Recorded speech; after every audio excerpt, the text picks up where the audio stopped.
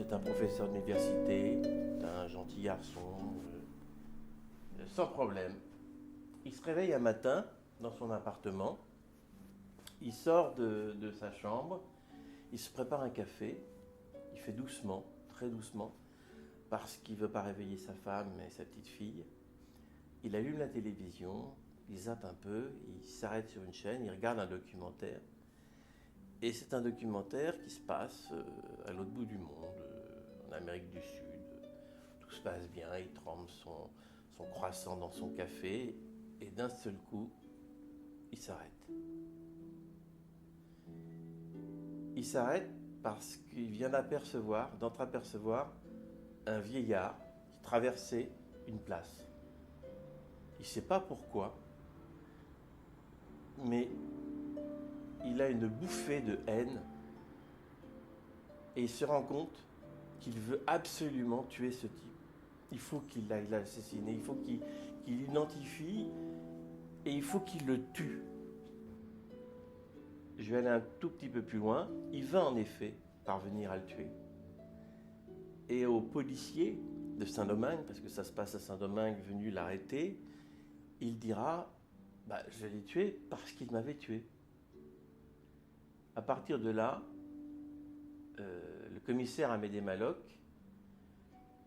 va être chargé de cette enquête parce que c'est un Français qui a été arrêté et il va démontrer la parfaite véracité de cette fameuse formule « Je l'ai tué parce qu'il m'avait tué ».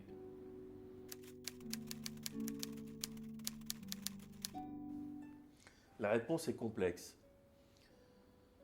D'une part, comment est né ce nom d'Amédée Maloc ? Le nom d'Amédée Maloc est né tout à fait par hasard. J'écrivais un autre livre, dans lequel il y avait d'ailleurs un héros. Je m'étais parfaitement identifié à ce héros. J'avais l'impression que c'était exactement moi.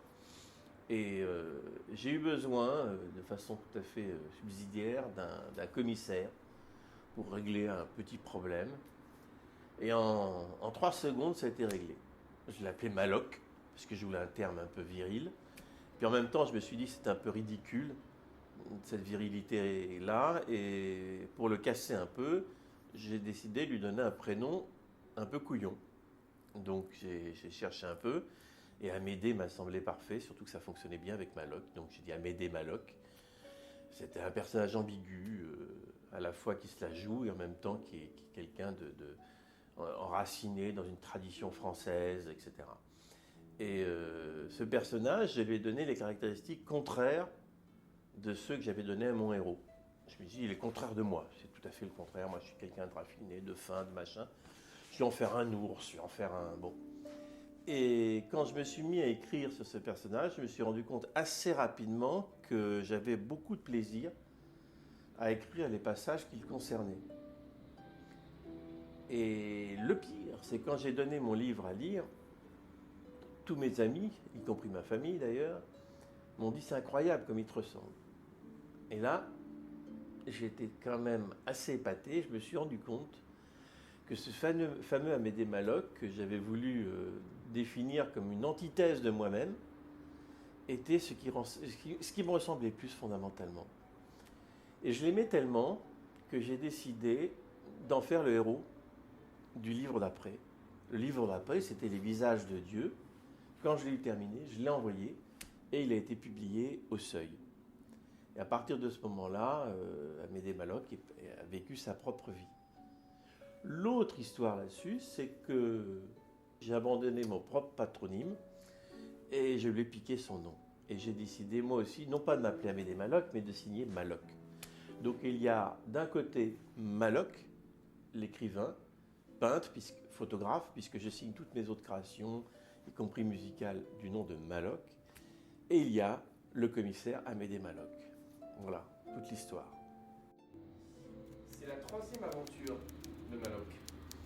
Est-ce qu'il faut avoir lu les 2 premières pour comprendre celle-ci ?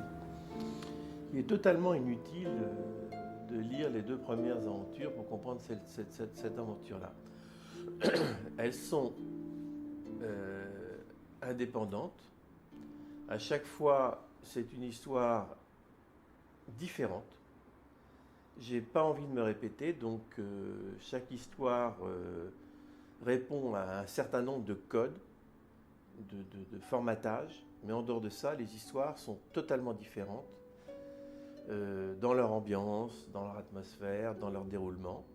Et donc on peut lire dans n'importe quel ordre. Bon, il est certain que si on a la possibilité de les lire dans l'ordre, peut-être dans une deuxième phase ou quand on veut, on apprend, on suit un petit peu mieux l'évolution du personnage puisque le personnage évolue. Ça commence par un deuil important puisqu'il perd son fils et ça va se terminer par des choses beaucoup plus heureuses dans sa vie. Donc il est certain que ce soit ce personnage ou les personnages secondaires, en les lisant en ordre, on peut suivre mieux une espèce d'aventure en parallèle qui se déroule sur l'ensemble des épisodes. Mais encore une fois, ils peuvent être lus indépendamment. Pourquoi cette omniprésence du paranormal dans vos livres?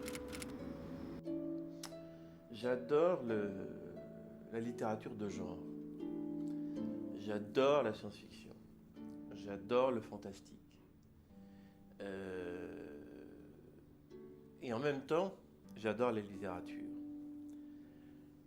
Il a toujours semblé à beaucoup de gens qu'il y avait une antinomie entre la littérature et les romans de genre. S'il y a une ambition dans mon écriture, dans mon projet d'écriture, c'est d'essayer de réconcilier ça. Il y a une noblesse à avoir un style et à s'attacher à avoir un style propre, une musique personnelle. Mais il y a aussi une noblesse à se donner l'obligation de raconter une histoire, de fasciner les gens, de fasciner les gens. Il y a une noblesse à ne pas se contenter de parler de son putain de nombril en disant ça suffit, je vais parler de moi, je vais parler de... Non. La problématique qui naît de l'envie de concilier les deux, c'est qu'ils sont a priori, contrairement à ce qu'on peut croire, ils sont assez antinomiques. La littérature, plus on va s'attacher à l'écrit, plus on risque de nuire à la narration. Donc le grand pari, c'est d'arriver à trouver un équilibre entre la fonction narrative et le style. Il y a des émotions qui naissent de scènes, qui naissent de situations. Il y a des émotions qui naissent de la façon de le dire et de le décrire. Parvenir à faire les deux, c'est vraiment l'ambiance, c'est vraiment l'ambition des Malocs. On crée parce que je pense qu'on n'a pas été assez aimé, à un moment, à un autre, par une personne ou par une autre. Et on recherche cet amour-là en exposant ses émotions et en essayant d'émouvoir les autres et que les autres vous aiment pour ce que vous leur donnez, ce que vous leur apportez à travers ces expériences-là, qu'elles soient picturales ou qu'elles soient musicales ou qu'elles soient à travers un livre. Qui sont vos modèles en littérature? En littérature, il faut dire que j'ai arrêté de lire depuis une bonne quinzaine, voire une vingtaine d'années. C'est pas bien pour un écrivain, ça fait bizarre. Écrivain qui n'achète pas de livres et qui lit pas, mais c'est comme ça. Toute ma vie est prise à écrire, à peindre, à photographier, à faire de la musique. Et j'ai pas le temps de lire, même si j'ai envie de le faire de temps en temps. Je m'efforce de ne pas lire. Donc mes influences sont assez anciennes. En l'occurrence, mes influences sont plus littéraires que dans la littérature de genre. C'est-à-dire que je suis plus influencé. Si je dois citer des noms, je citerai Grac, Céline, Cohen, Albert Cohen. Ça, c'est trois grandes influences parce que ce sont des auteurs qui ont leur propre musique.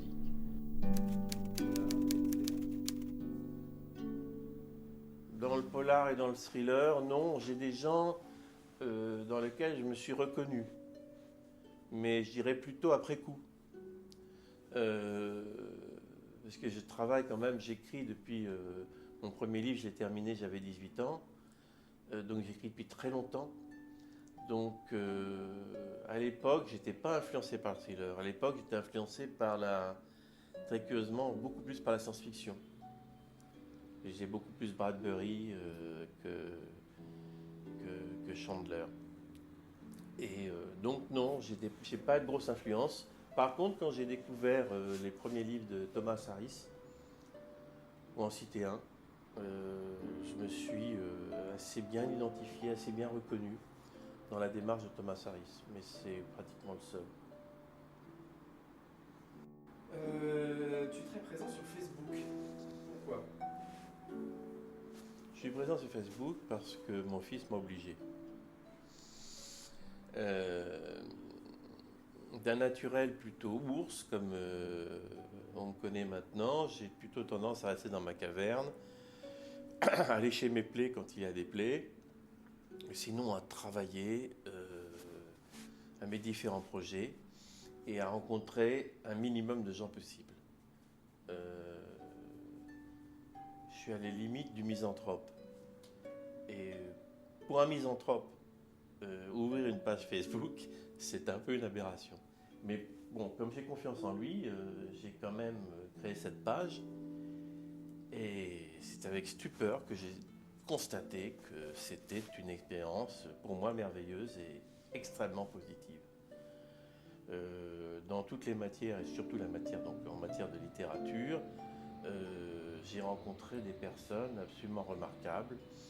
Et j'ai plein de fans qui sont à la fois des supporters, qui sont une présence et qui sont vraiment d'une aide importante au jour le jour. En tant qu'écrivain, à chaque fois que je vais sortir un livre, je dis elle parce que c'est une majorité de femmes, parce que c'est une majorité de femmes qui lisent en France, je dirais même c'est 9,5%, hein, sur 9,95%. Et ces femmes-là, quand je vais sortir un livre, ben, elles sont présentes. Elles sont présentes pour en parler autour d'elles, elles sont présentes pour m'aider, pour me donner des encouragements quand elles sentent que je suis un petit peu décontenancé ou quand les choses ne se passent pas parfaitement bien, parce que comme tout écrivain, je suis quelqu'un de stressé et d'exigeant. Et donc, je leur suis extrêmement reconnaissant. Et ce serait à refaire, j'ouvre immédiatement une page Facebook et je conseille à ceux qui ne l'ont pas encore fait de tester la chose parce que ça permet d'avoir des amis de très grande qualité. On peut les sélectionner. Ceux qui ne sont pas bien, on peut les barrer très vite, les rejeter. C'est pas la peine d'essayer de les convaincre. Par contre, ceux qui sont bien, c'est merveilleux. C'est une démultiplication extraordinaire. Comment se passe l'écriture d'un épisode des aventures d'Amédée Maloc? Ça commence avant tout, ça commence par une idée. Tant que je n'ai pas trouvé une idée que j'estime, entre guillemets, donnée des dieux, c'est-à-dire une idée très forte, une idée que j'espère personne n'a encore eue, quelque chose d'extrêmement original, un pari narratif. Tant que je n'ai pas eu cette idée-là, je ne commence pas. À partir du moment où j'ai eu cette idée, je vais construire un plan.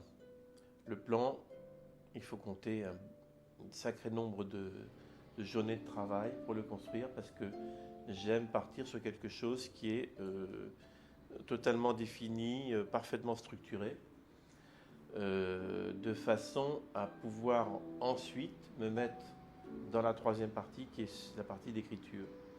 Plus le plan sera structuré, sera déterminé, sera concis, sera détaillé, plus je pourrai me libérer au niveau de l'écriture. C'est un peu comme en jazz. Il y a un thème et par rapport à ce thème-là, on peut improviser. Et donc avoir une belle écriture une écriture lyrique. Et donc c'est la troisième partie du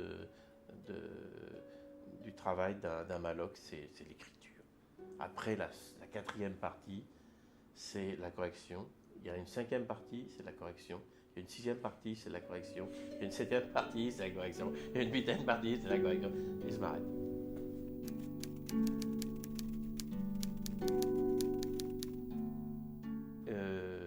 La peinture et la photographie influencent mon écriture et vice-versa. Mon écriture influence la peinture, influence la photographie, qui elle-même influence ce que je peux faire en musique. Tout est lié. Tout, c'est des concordances, En fin de compte, si je devais définir mon métier, c'est plutôt fabricant d'émotions. Fondamentalement, bon, c'est peut-être ce qu'on appelle un artiste, le principe, mon envie, c'est de fabriquer des émotions. C'est plus qu'une envie, c'est un besoin vital de fabriquer des émotions. Et pour fixer ces émotions, on a besoin de médiums. Et là, c'est qu'un problème de technologie. Alors, ce médium, ça peut être la peinture, ça peut être la photo, ça peut être l'écriture, ça peut être la musique.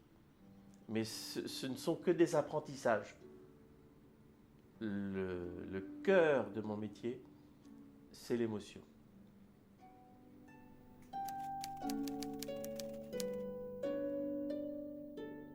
Tout dépendra du nombre de lecteurs. Cher lecteur, si tu achètes mon livre, tu auras droit à une prochaine aventure. Si tu arrêtes d'acheter mon livre, je m'arrêterai d'écrire des aventures d'Amédée Maloc. C'est une menace? Oui, c'est une menace. Non, mais écoutez, il est certain qu'un livre, ça représente environ, grosso modo, 2 à 3 ans d'investissement. D'énergie, de travail, de doute, de stress.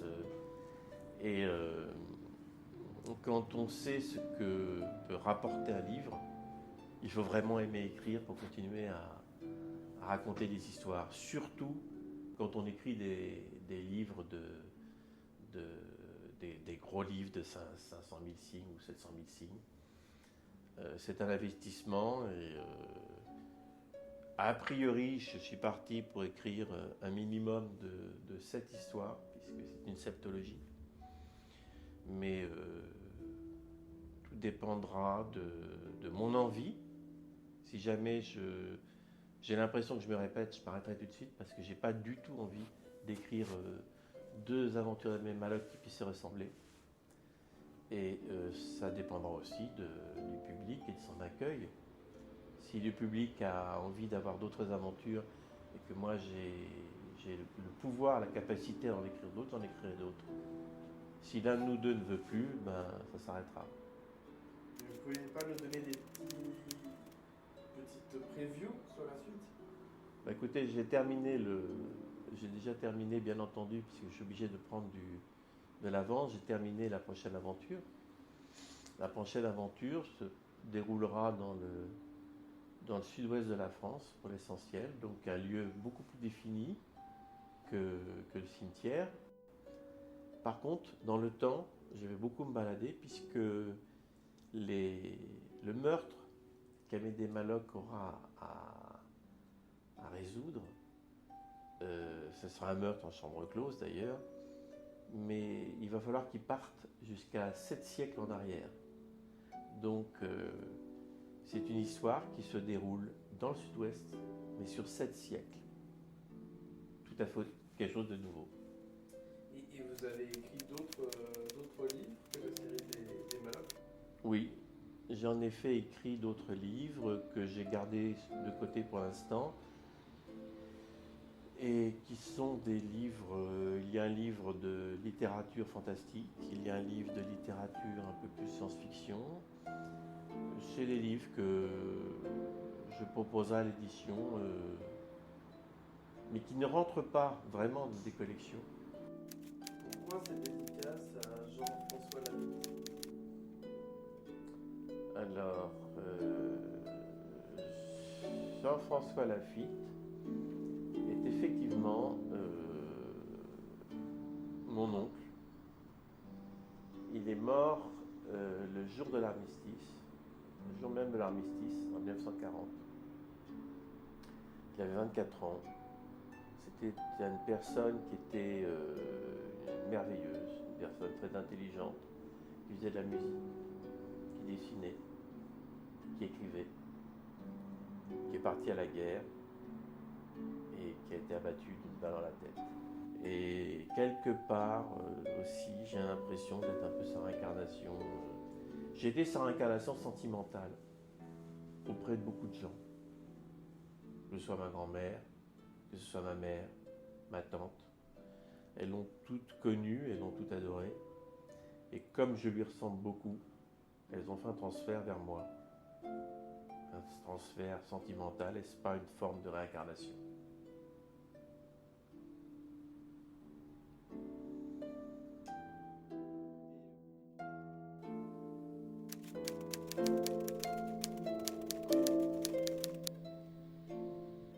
Pourquoi le cimetière des Hirondelles ?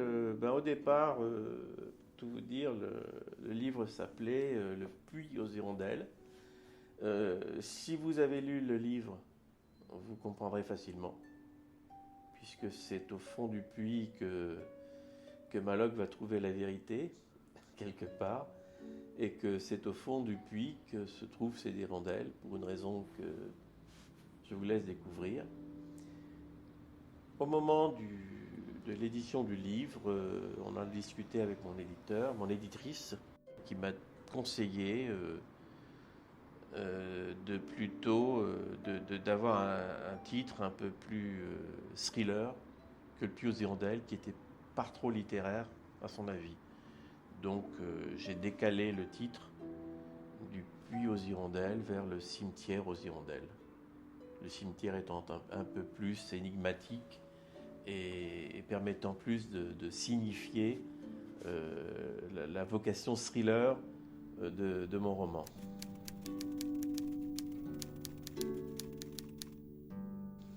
Alors les deux premiers romans, qui sont, je vous rappelle, donc Les visages de Dieu et Le massacre des innocents, vont être édités. En effet, ça fait partie d'un contrat qui a été passé avec le groupe, dans lequel il y a à la fois Fleuve Noir et Pocket. Ils seront donc réédités vers la fin, courant 2013 et courant 2014, chez Pocket. Et il n'est pas impossible, si tout se passe bien, qu'on ait d'abord une réédition du Massacre des Innocents, dans une version complétée sur laquelle j'ai travaillé durant 3 mois cet été, de façon à la rendre encore plus performante, et j'espère pouvoir la rééditer avant chez Fleuve Noir. Voilà. Après, parallèlement, je pense qu'il y aura